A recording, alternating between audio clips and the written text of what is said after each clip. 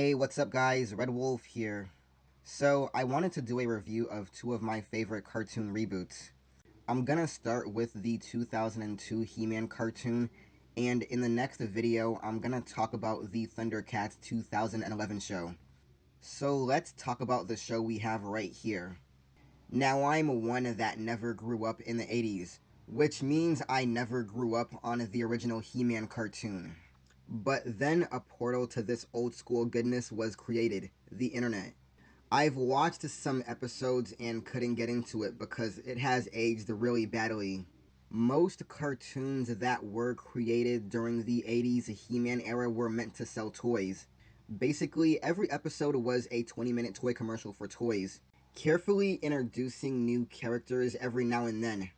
The cartoon was made by Filmation, known for their notoriously cheap-looking cartoons which recycle certain elements over and over again just to cut cost. However, somewhere in 2002 during Cartoon Network's better days, I stumbled upon a new show with updated looks, better graphics and animation, and with a more solid storyline. And that show was the 2002 He-Man cartoon.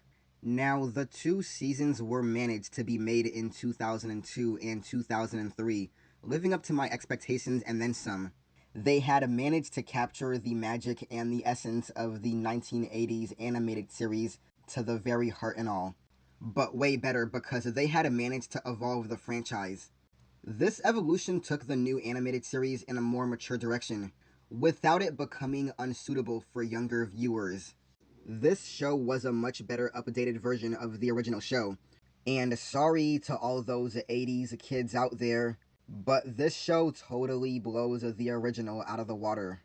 Because they updated almost all of the characters but kept them looking like they did in the original show, and improved on the characterizations. Skeletor is totally evil in this new series, having the original been called Kelder, who attempted to steal the powers of the Elders, had his face burnt off by acid meant for Captain Rander.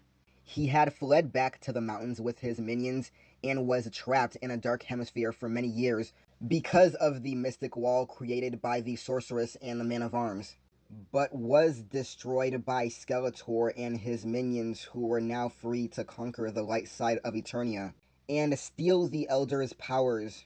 Unknown to Skeletor, the Elders had transformed themselves into pure energy and had been hidden away in the Castle Grayskull since Kelder was defeated many years ago. Another factor to add to this was that Cobra Khan is not part of Skeletor's minions this time.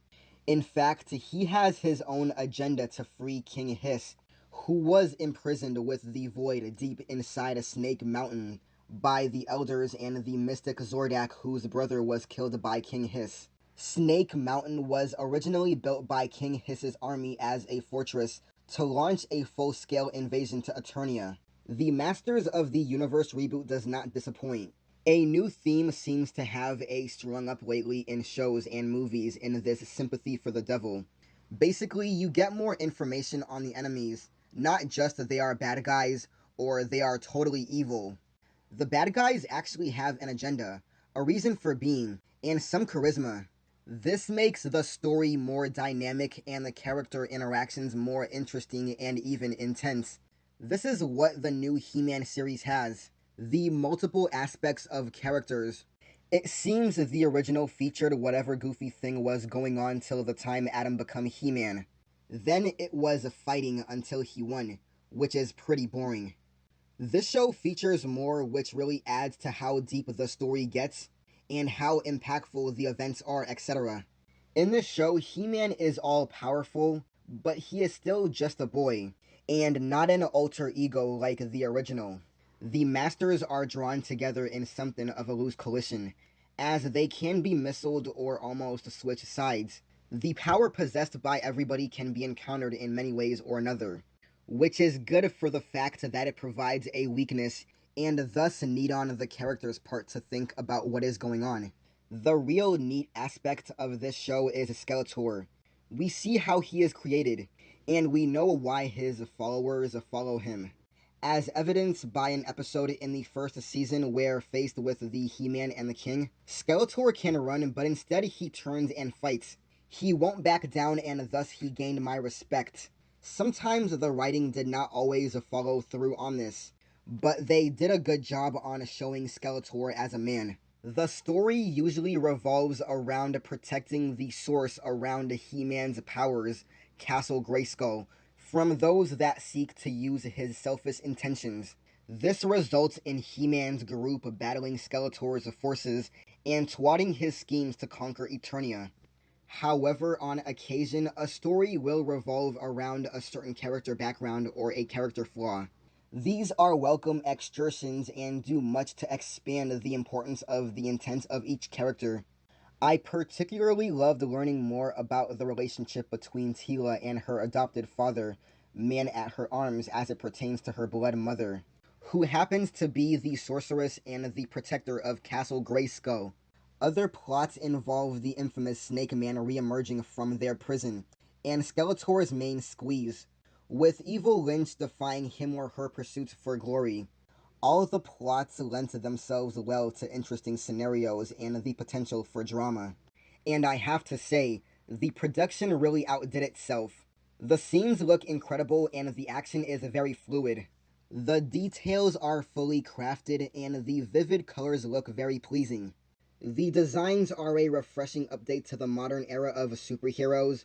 For its time, I felt this was a fine turn of work, and was overall very well put together. The animation is much richer and smoother, and thankfully doesn't have any 80s cheesiness. The voice acting is yet another area I felt they did a good job. I was very pleased watching the show as it progressed. It kept a steady pace and a great sense of continuity. The battle sequences never sparse, and the show kept adding more and more spectacle. However, I can't say the way it ended was truly satisfying. I also find it rather insufficient that the show didn't completely reveal Teela's real father was, or reunite her with her mother. Same can be said to Evil Lynch's origins as her regards to her loyalty to Skeletor. As for our main character, Prince Adam, I'm not sure where his character arc was going, or that it went anywhere at all. Unfortunately, this is pretty much the norm when it comes to serialized fiction, where everything depends on maintaining the status quo. Overall, the writing provided much needed detail and depth to the characters and world, and for that I applaud the effort. The show really raised the stakes and increased my expectations for great action cartoons in the 21st century. It also gave me huge appreciation for the original creation and made me a much greater fan of the franchise. I really wished they would have done more with the adventures of He-Man before it was cancelled, because this show was a major love song to all of those fans and the developers of the franchise, and it was a crying shame that it was cancelled too soon. But what do I expect? Many great action cartoons have gotten cancelled. But anyways, I highly recommend you check this show out if you haven't done so already. The 2002 He-Man Masters of the Universe gets a 9.5 out of 10. This is Red Wolf signing out, and I'll see you on the next video. Peace.